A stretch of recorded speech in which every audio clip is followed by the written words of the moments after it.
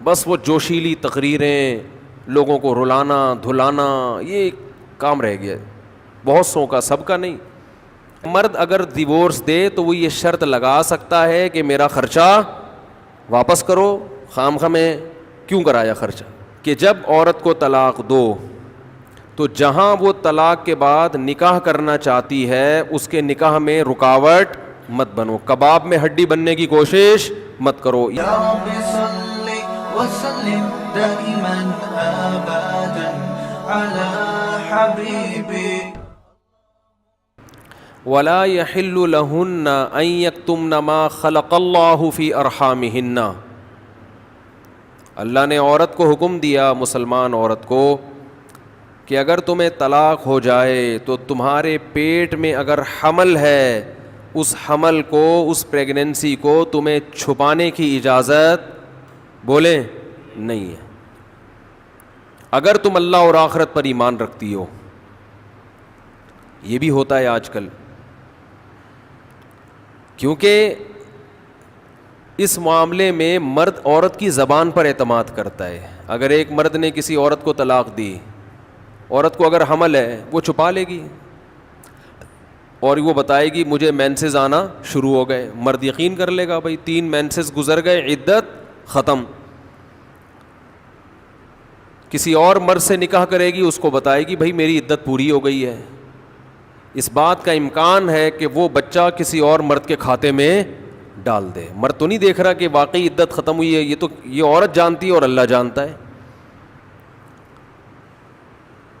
تو اس معاملے میں اللہ نے حکم دیا عورت کو کہ وہ خیانت بولے نہیں کرے۔ مردوں کو اللہ نے حکم دیا کہ جب بھی کسی عورت کو تم طلاق دو گے تو اس کا مال چھیننے کی تمہیں اجازت نہیں ہے۔ لا يحل لكم ان تأخذوا مما آتيتموهن شيئا، جو کچھ اس کو دیا ہے نا شادی سے پہلے، ایک دھیلا بھی واپس لینے کی اجازت بولو نہیں ہے۔ آج جہیز بھی جو وہ اپنے گھر سے لائی ہے نا وہ بھی ہتھیا لیتے ہیں، اپنے دیے ہوئے گفٹ تو واپس لیتے ہی ہیں، جو وہ اپنے گھر سے لائی ہے وہ بھی ہتھیا لیتے ہیں۔ یہ سارے قرآن کے احکام ہیں جس کی آج دھجیاں اڑائی جا رہی ہیں، کیونکہ ان احکام کا لوگوں کو علم ہی نہیں ہے۔ لوگ محرم میں کربلا، ربیع الاول میں جو مخصوص بیانات ہوتے ہیں وہ، یعنی سیزن وائز چل رہے ہوتے ہیں ہم لوگ۔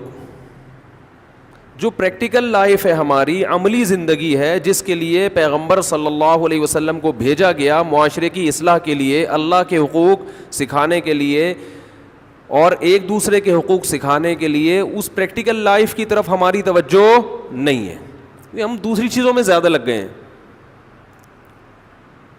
بس وہ جوشیلی تقریریں، لوگوں کو رلانا دھلانا، یہ کام رہ گیا بہت سو کا، سب کا نہیں۔ اہل حق ہر دور میں رہیں گے۔ تو اللہ نے حکم دیا کہ ڈیورس کے بعد آپ کو عورت سے کچھ لینے کی اجازت بولو نہیں ہے۔ ہاں، خلا کی صورت میں مہر واپس لے سکتے ہو۔ خلا یہ ہوتا ہے کہ مطالبہ عورت کی طرف سے ہو طلاق کا، آپ تو نہیں دینا چاہتے، اچھی بھلی زندگی گزر رہی ہے، اسی کو دماغ خراب ہو رہا ہے اس کا، نہیں مجھے نہیں رہنا، تو پھر اس صورت میں مرد اگر ڈیورس دے تو وہ یہ شرط لگا سکتا ہے کہ میرا خرچہ واپس کرو، خام خواہ میں کیوں کرایا خرچہ۔ کچھ دن پہلے ایک واقعہ سامنے آیا، ایک آدمی کی شادی ہوئی، دلہن نے پہلی رات کو بولا کہ آپ مجھے پسند نہیں ہو، میں تو کہیں اور شادی کرنا چاہتی تھی، ابا نے آپ کے متھے باندھ دیا۔ حالانکہ 6 مہینے سے تیاریاں چل رہی ہیں اب کیا گزرے گی اس آدمی کے اوپر۔ تو خیر اس نے تو اٹھا کے پٹخنا ٹھکائی لگانا شروع کر دی، کمبخت ایک میسج کر دیتی کہ میں راضی نہیں ہوں، میرا خرچہ کرا دیا، اب پہلی رات کو بول رہی ہے کہ نئی ٹھکائی لگانی چاہیے تھی، میں نہیں کہہ رہا لیکن اس نے لگائی ٹھکائی، غلط کیا اس نے۔ تو ایسے موقع پہ بھائی ٹھیک ہے اپنا راستہ لو، میرا خرچہ واپس۔ اب کون رکھے گا ایسی صورت میں؟ چاہتی کہیں اور تھی بھائی تو چاہتی تھی بھی اگر کہیں اور، تو اب بتانے کی کیا ضرورت ہے؟ ہر بات بتائی تھوڑی جاتی ہے، بولو بھائی دل میں بولو چاہتی تو تھی لیکن چلو ہو گئی، اب اسی کو چاہنا شروع کر دیں گے آہستہ آہستہ، گدھا بھی اگر آپ پال لینا تھوڑے دنوں میں اس سے بھی محبت ہو جاتی ہے, تو پورا 2 ہاتھ 2 پاؤں کا انسان ہے, تھوڑے دنوں میں اچھا لگنے لگے گا. یہ سوچ کے صبر کر لو, پوری رپورٹیں پیش کر رہی ہیں اس کو پوری رپورٹ. تو ظلم وہاں سے ہو, مطالبہ وہاں سے ہو, تو پھر آپ واپسی کا مہر کا واپس مطالبہ کر سکتے ہیں, بھئی جو مہر دیا واپس دو. یہ بھی اللہ نے ان آیتوں میں حکم بیان کیا. ایک حکم اللہ نے یہ بھی بیان کیا کہ اگر رخصتی سے پہلے طلاق ہو جائے تو پورا مہر نہیں دینا پڑتا, بلکہ آدھا مہر دینا پڑتا ہے. 1 لاکھ روپے مہر رکھا گیا تھا, آپ ابھی رخصتی ہوئی نہیں, آپ نے ڈیورس دے دی, تو پورا مہر نہیں ہے بلکہ آدھا مہر ہے. اس میں اللہ نے ترغیب دی ہے کہ مرد پورا دے دے تو اچھا ہے, اور عورت کو ترغیب دی ہے کہ آدھا بھی معاف کر دو تو اچھا ہے. ترغیب دونوں کو دی جا رہی ہے, چھوڑو بھائی, لیکن حکم بیان کیا جا رہا ہے کہ مرد کو آدھا دینا پڑے گا اگر وہ مطالبہ کرے. اور اللہ نے اہم حکم یہ بھی بیان کیا کہ جب عورت کو طلاق دو تو جہاں وہ طلاق کے بعد نکاح کرنا چاہتی ہے اس کے نکاح میں رکاوٹ مت بنو, کباب میں ہڈی بننے کی کوشش مت کرو. یہ بھی زمانے جاہلیت میں ہوتا تھا اور آج بھی ہوتا ہے. فلا تعضلوهن ان ينكحن ازواجهن, اگر تم نے چھوڑ دیا ہے اس کو. عرب اس کو غیرت کا مسئلہ بنا لیا کرتے تھے کہ ہم نے چھوڑا ہے تو اب ہم کہیں اور اس کی شادی نہیں کرنے دیں گے. ہمارا معاذ اللہ یوں کہتے تھے تھوکا ہوا مال, جیسے آج بھی لوگ کہتے ہیں, ہم نہیں کہیں اس کو نکاح کرنے دیں گے. اس سے بھی قرآن نے کیا کیا, منع کیا. اور اس سے بھی منع کیا کہ اپنی مرضی سے زبردستی اس کا نکاح بھی مت کراؤ طلاق یافتہ کا. ینکحن ازواجہن, اپنے سلیکٹڈ شوہر سے نکاح کرنا چاہتی ہے تو تم کباب میں ہڈی بولو نہیں بنو, یعنی اس کو یہ رائٹ ہے کہ وہ جہاں چاہے نکاح کرے. یہ بھی خرابی ہے آج کل بعض علاقوں میں, یہ خرابی ہے کہ بیوہ کو یا طلاق یافتہ کو نکاح تو کرنے دیتے ہیں, لیکن بعض علاقوں میں دستور ہے نکاح ہمارے ہی خاندان میں ہوگا, آپ ہمارے خاندان سے باہر نہیں جا سکتی. اس کو بھی قرآن نے کیا کیا, بولو ختم.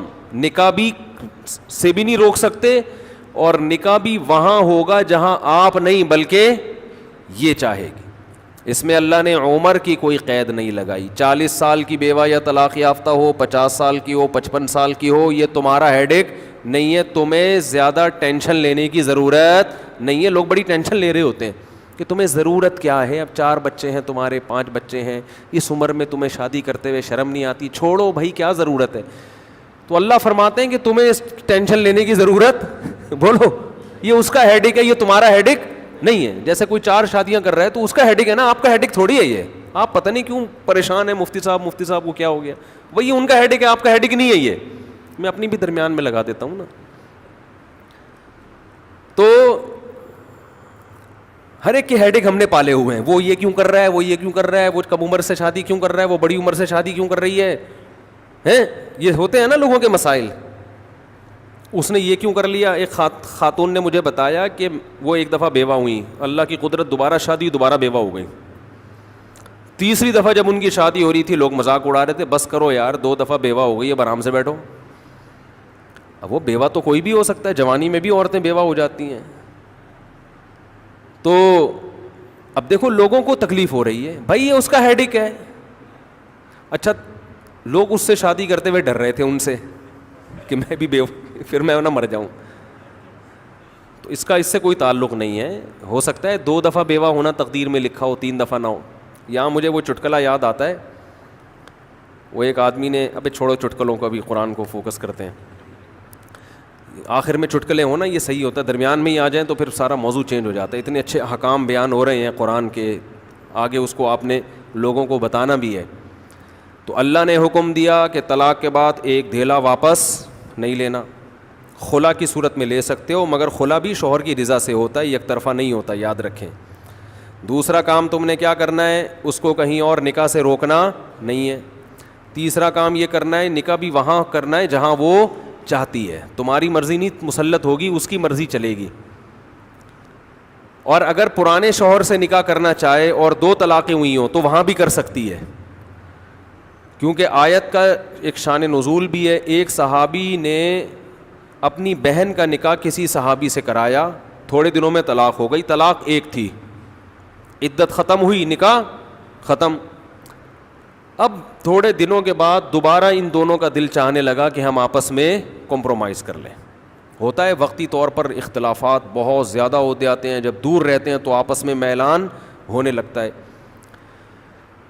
لیکن وہ جو صحابی تھے نا جن کی بہن کو طلاق ہوئی تھی، انہوں نے کہا کہ اب میں اپنی بہن کا نکاح دوبارہ اس آدمی سے بولو نہیں کروں گا.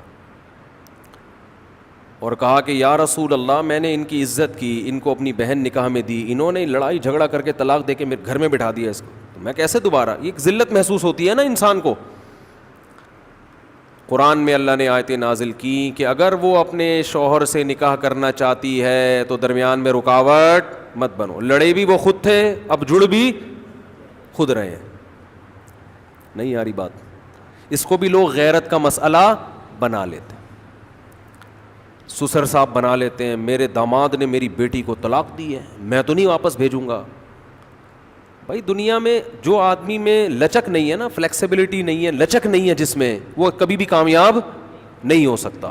مفتی طارق مسعود صاحب کے بیانات سننے کے لیے youtube.com/مفتی طارق مسعود کو سبسکرائب کریں.